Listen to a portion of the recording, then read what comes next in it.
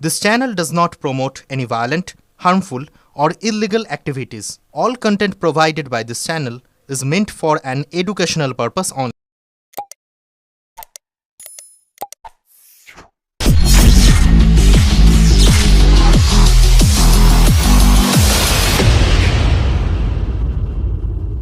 হ্যাঁ, পড়াশোনা করতে দাও। আমি এমনি ছেলেটা খুব ট্যালেন্টেড ছেলে, মানে যদি ঠিকঠাক আপনি যে বলছেন যেটা আপনি থেকে সন্ন্যাস নেবেন কি কি বিষয়ে হঠাৎ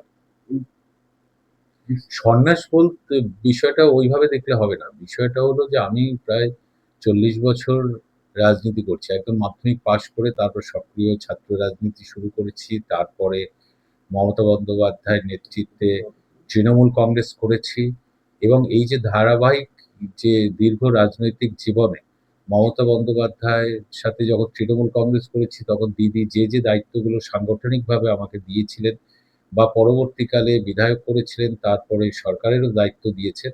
আমি সেটা নিষ্ঠার সঙ্গে পালন করার চেষ্টা করেছি, সেটাকেই ফোকাস করেছি। আজকে এই নির্বাচনে যে সরকারের পরিবর্তন ঘটে গেল, এটা স্বাভাবিক। গণতান্ত্রিক কেউ চিরকাল থাকে না। মানুষ বিকল্প চায়, বিকল্প উন্নয়ন চায়, পরিবর্তন করেছে। এটা নিয়ে কোনো প্রশ্ন নেই।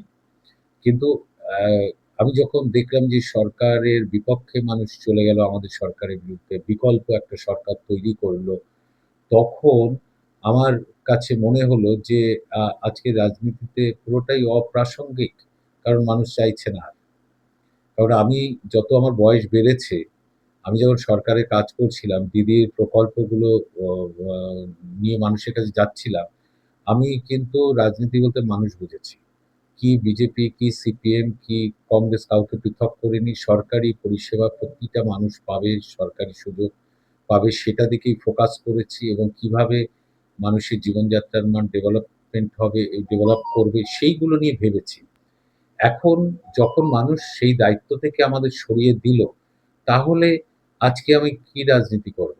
তাই আমি বলেছি যে আমি সক্রিয় রাজনীতি থেকে সরে যেতে চাই। সেহেতু রাজনীতি তো কেউ কখনো ছাড়ে, কেউ ৭০ এ ছাড়ে, কেউ ৮০ তে ছাড়ে। আমি নয় ৫৬ তে ছেড়ে দিলাম। তো আর রাজনীতির মধ্যে এই কারণে একেবারেই থাকতে চাই না। এখন বিষয়টা হচ্ছে দ্বিতীয় হচ্ছে আমাদের বেঙ্গলের রাজনীতি যে জায়গাটায় পৌঁছেছে, আজকে দীর্ঘ ৪ দশক যদি আমরা ধরি, তাহলে দেখব যে সিপিএম এর সময় বলুন, তৃণমূল কংগ্রেসের সময় বলুন, আজও বলুন, রাজনীতির সাথে হিংসা একেবারে ওতপ্রোতভাবে যুক্ত আছে। একটা নির্বাচনে ১০ জন, ২০ জন, ৫০ জন খুন হয়ে যায়। একটা সরকার চলে যাওয়ার পর আরেকটা যে দল হারে তার বাড়ি পুড়িয়ে দেওয়া হয়, ঘরছাড়া করা হয়।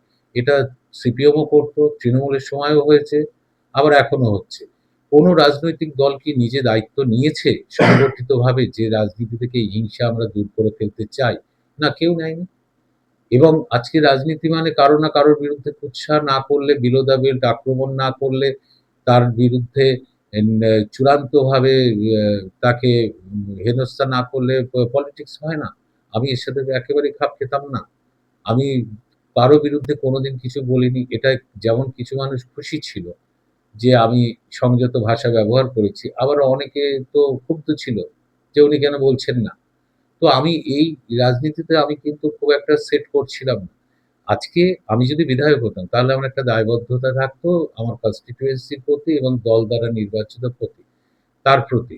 আজকে তো সেই জায়গাটাও আমি বিধায়ক নই। আমি একজন সাধারণ কর্মী সমর্থকের মতো হয়ে গিয়েছি। তো সেখানে আমি সক্রিয় রাজনীতি আর করতে চাই না। আমি স্বাভাবিক লেখালেখি করতে চাই, রাজনৈতিক আলোচনায় থাকতে চাই। যেটা মানুষের জন্য ভালো আমি সেই নিয়ে সেটা বুঝতে চাই, সেটা বলতে চাই। হুম, সেভাবে হয়তো থাকবো।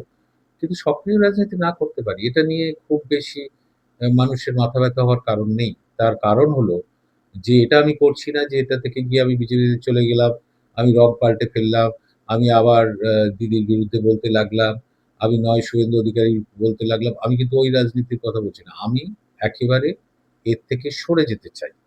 আমি ওর জন্য একেবারে সক্রিয় রাজনীতি ছাড়তে চাই। এটাই আমি বলেছি। এটা বুঝতে হবে। দিদি unparalleled লিডার। তিনি এত বড় নেত্রী, তিনি সরকারে লড়াইও যখন করেছেন মানুষের জন্য, তিনি সরকারে এসেও প্রচুর কাজ করেছেন। কিন্তু তারপরেও আ পরিবর্তন এসছে। ফলে দিদি তো আমাদের কাছে নমস্য, চিরকালই থাকবেন। আমি কোন দলে ভোট দেব, কাকে সমর্থন করব সেটাও আমার ব্যক্তিগত ব্যাপার থাকবে। কিন্তু আমি সক্রিয় রাজনীতি করতেই হবে এমন তো কোনো কথা নেই। কারণ আজকে কাজ নেই কিছু। আজকে নতুন যে সরকার এসেছে তাকেও সময় দিতে হবে। কারণ অনেক মানুষ এই পরিবর্তন যারা করেছেন তারা এই সরকারের প্রতি অনেক প্রত্যাশা এবং দেখতে হবে সেই প্রত্যাশাগুলো শুভেন্দু অধিকারী কিভাবে পূরণ করেন। তিনিও লড়াকু নেতা এবং তিনিও লড়াই করে এই জায়গাটায় এসেছেন। ফলে এই সরকারকে সময় দিতে হবে। তারা এই প্রত্যাশাগুলো কিভাবে আপনি পূরণ শুভেন্দু করছেন। অধিকারীর সাথে একসাথে রাজনীতিও করেছেন একসময়, যে যখন শুভেন্দু অধিকারী তৃণমূলে ছিল একসাথে রাজনীতিও ঠিক, করেছি। ঠিক। সে এখন মুখ্যমন্ত্রী, সেই স্টেপটা কিভাবে দেখছেন? দেখুন আমি তো শুধু একা করেছি না, দিদি করেছে, দিদির সাথে তিনি ছিলেন, সবাই করেছে। অভিষেক থেকে আরম্ভ করে সবাই দলের সবাই করেছে। তারপর তিনি দল ছেড়েছেন, অন্য দলে গেছেন, লড়াই করেছেন। আজকে মানুষের সমর্থন নিয়ে তিনি মুখ্যমন্ত্রী হয়েছেন। ফলে তারও একটা লড়াইয়ের জীবন আছে এবং তিনি মানুষের দ্বারা নির্বাচিত, মানে তিনি সাকসেসফুল হয়েছেন। এখন তিনি রাজ্যের মুখ্যমন্ত্রী হয়ে এই বাংলার ডেভেলপমেন্ট কি করেন সেই দিকে তাকিয়ে থাকবো। আর মানুষের প্রত্যাশাগুলো কিভাবে পূরণ করছেন সেটা দেখব। তৃণমূলের প্রতি যে কারণে মানুষের ক্ষোভ তৈরি হয়েছিল, যেখানে মানুষ বঞ্চিত হয়েছিল, সেই গ্যাপগুলো তিনি কিভাবে পূরণ করেন, সেটার দিকে আমরা তাকিয়ে থাকবো। সময় দিতে হবে। কিন্তু গণতন্ত্রে তো কেউ চিরস্থায়ী নয়। তো সবাই এখানে আমরা ১৫ বছর চালালাম, এই সরকারও আবার চালাবে, আবার ১৫ দিন পরিবর্তন হবে। তখন সেই পরিবর্তনের লড়াইয়ে যারা থাকবেন, যে জেনারেশন থাকবেন তারা আবার শাসন ক্ষমতায় থাকবেন। আমি নয় তার মধ্যে নাই বা থাকলাম। এই তো বাকি বিষয়। সময়টা তাহলে কিভাবে কাটাবেন? সময় মানে আমি লেখালেখি করব এটা আমার ইচ্ছাই ছিল। প্লাস হচ্ছে রাজনৈতিক আলোচনার মধ্যে থাকবো এবং সেটা পজিটিভ ভাবেই থাকবো। নেগেটিভ ভাবে নয়, নেগেটিভ অ্যাপ্রোচ আমি কোনোদিন করিনি। কারণ একটা জিনিস মাথায় রাখতে হবে, প্রতিটি রাজনৈতিক দলে কিছু ভালো মানুষ, খারাপ মানুষ তো থাকবেই। প্রতিটা সিস্টেমের মধ্যে ভালো খারাপ থাকে এবং প্রতিটা মানুষের সিদ্ধান্ত কিছু ভালো থাকে, খারাপ থাকে। সবই থাকে। সবটা নিয়েই আমাদের সমাজ। ফলে মানুষ পজিটিভ ভাবে মানুষের কি করে ভালো হতে পারে, বাংলা কিভাবে ভালো হতে পারে এগুলো বোঝার চেষ্টা করব। একজন আ মানুষ হিসেবে সেটা লক্ষ্য রাখবো। সরকার কিভাবে করছে সেটা দেখব। যেটা সঠিক করছে নিশ্চয়ই বলব। যেটা ভুল করবে সেটা নিশ্চয়ই বলব। আপনি এর মধ্যেই পরিবহন থাকবো। মন্ত্রী ছিলেন, এখন বর্তমানে পরিবহন দপ্তরে যে মহিলাদের জন্য ফ্রি করে দেওয়ার কিছু নতুন কিছু প্রকল্প আনলো পরিবহন দপ্তর, সেই নিয়ে কি বলবেন? খুব ভালো সিদ্ধান্ত মহিলাদের ফ্রি করেছে। এটা হয়তো ভাবনা আমারও ছিল। সেটা কার্যকরী করার আগেই আমরা চলে যেতে হলো। এটা খুব ভালো সিদ্ধান্ত। গরিব মহিলা যারা বাসে চড়তে চায় তাদের জন্য এই ফ্রিটা করে দেওয়া। এটা সঠিক সিদ্ধান্ত। এটাকে বজায় রাখতে হবে। এখন বর্তমানে দেখা যায় যে তৃণমূল কার এই নিয়ে কিন্তু একটা যুদ্ধ বেঁধেছে।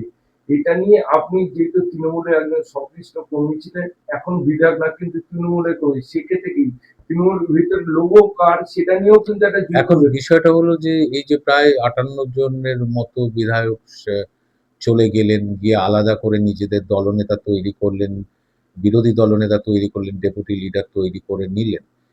এটা হঠাৎ চলে গেলেন। আমার যেটা মনে হয়েছে যে মমতা বন্দ্যোপাধ্যায়ের তৈরি দল, তিনি তৈরি করেছেন। তার দিকে তাকিয়েই আজকে ৩ কোটি মানুষ সমর্থন জুগিয়ে এসেছিল। তো তবুও দলের মধ্যে যারা বিধায়ক বা এমপি তাদের কথা বলা বা মত প্রকাশের যে পরিসর সেটা খুব সংকুচিত ছিল। এবং সেই জায়গা থেকে এর বহিঃপ্রকাশ বলে আমার মনে হচ্ছে যে বিরোধী দলনেতা কে হবে বা ডেপুটি লিডার কারা হবে একটু যদি সুযোগ দেয়া যেত, এদের মতামত নেয়া যেত, তাহলে মনে হয় কোনো সমস্যা ছিল না। এরা নিজেদের মতো করে মান্যতা দিল না দলকে এই মুহূর্তে। না দিয়ে নিজেদের মতো করে তৈরি করে নিয়েছেন এবং এরা এখনো বলছেন যে তারা দিদিকেই ভালোবাসে না, দিদিকে তো ভালোবাসে। তৃণমূল দ্বারা নির্বাচিত সবাই। দলনেতাগুলো নিজেদের মতো করে তৈরি করেছে। এই হচ্ছে ঘটনা। এখন দেখতে হবে যে আগামী দিনে কোথায় যায় রাজনীতি। এটা কি একটা চাপ সৃষ্টি হতো আপনারা যখন তৃণমূলে ছিলেন, যখন আগের বিধানসভা অব্দিও উপর থেকে কোনো আপনাদের প্রেশার ক্রিয়েট করে কোনো সিদ্ধান্ত নিতে বাধ্য করাতে বাদবাকি না, আপনার? বিষয়টা না। আমি ওভাবে অতটা দেখতে চাইনি। আমরা দেখেছি যে দিদি যা সিদ্ধান্ত নিতেন, অভিষেক বন্দ্যোপাধ্যায় যেটা নিতেন আমরা সেটাই পালন করতাম। ঠিক আছে? কোনো মতামত দেওয়ার সুযোগটা একেবারেই ছিল না। এটা ঘটনা। এটা ছিল না। কিন্তু আমাদের মানতাম এই কারণে দলটা তো দিদির দল। নিজের তৈরি করা দল। তিনি যেটা নিচ্ছেন সেটাই ঠিক। কোনোটা হয়তো পছন্দ ও অপছন্দ থাকলেও সেটা নিয়ে কিছু বলার বা মত প্রকাশ করার জায়গা ছিল না, করতেও যেতাম না। কিন্তু অনেকে হয়তো সেটা নিয়ে অ্যা বিরূপ ছিল। সেগুলো এখন যেহেতু দিদি সরকারে নেই, সেগুলো প্রকাশ ঘটছে। আমার সেটাই মনে হচ্ছে। সহিয়ালতি নিয়ে যে সিবিআই তদন্ত হয়েছে, সিডি মানে সিআইডি তদন্ত করছে, সহিয়ালতি নিয়ে দলের ভেতর একটা বিশৃঙ্খলা দেখা গেল, কি বলবেন? এটা কি বলবো? এটা কিভাবে মিস্টেক হলো সেটা আমি নিজে বুঝতে পারছি না। কারণ আ বিরোধী দলের নেতা কে হবে? এটা যে দল থেকে নির্বাচিত সেই দল অবশ্যই সিদ্ধান্ত সেই দল নেবে। কিন্তু বিধানসভার প্রসিডিওর অনুযায়ী যারা এমএলএ তারা তাদের সই সমেত এটা স্পিকারের কাছে জমা দেওয়ার কথা। কিন্তু সেখানে কারো সই নেই কি না নেই এটা আমি বলতে পারব না। আমি তো বিধায়ক হইনি। এটা কি করে হলো না সবটাই মিডিয়াতে দেখছি। এটা নিয়ে আমার কোনো মন্তব্য করতে না, পারব না। এই যে হলো কি করে? তৃণমূল কর্মী হিসাবে যে এখন নয় আপনি সন্ন্যাস নেন, এইটাকে কিভাবে নজর রাখবেন? বিরোধীরা এটা তো আপনাদের যারা বিরোধীরা সরকারে বিরোধীরা সুযোগ পেল, অন্য দল সুযোগ পেল। এটা উম কেন হলো, কিভাবে হলো সেটা আমি বলতে পারছি না। তবে সুযোগটা তো অবশ্যই বিজেপি বা অন্য রাজনৈতিক দল এই সুযোগটা পেয়েছে এবং আজকে যে এতজন ভেঙে গিয়ে আলাদা করলো, তারাও সুযোগটা পেয়ে গেল যে আমাদের মতামত নেয়া হয়নি। এটা ঘটলো। রাজনীতিতে এই ধরনের জিনিস অনবরত ঘটতে থাকছে এবং আজকে দিদির তো লড়াই করবেন। দিদির সঙ্গে অবশ্যই সাধারণ মানুষ থাকবে, কর্মীরা থাকবে। কারণ তিনি নেত্রী। এবং এই যে সরকার এসছে সেই সরকারও তারা তাদের মতো করে চালাতে চেষ্টা করবে। তারপর কোনো সময় মানুষ পরিবর্তনও হয়তো চাইবে। সেটা একটা দীর্ঘ লড়াই। সেই লড়াইয়ে আগামী দিনে কোথায় যায়, কিভাবে কারা নেতৃত্ব দেয়, কিভাবে তার লড়াই চলে সেটা ভবিষ্যতে বলবে। এখন থেকে বলা খুব শক্ত আছে। অ্যা কিন্তু এই মধ্যে যেটা হলো যে এখন দিদি কি সিদ্ধান্ত নেয় সেটাও হচ্ছে দেখার বিষয়। যারা চলে গেল তাদের বিষয়ে দেখার বিষয়। এটা তো আমার কিছু বলার নেই এই ব্যাপারে।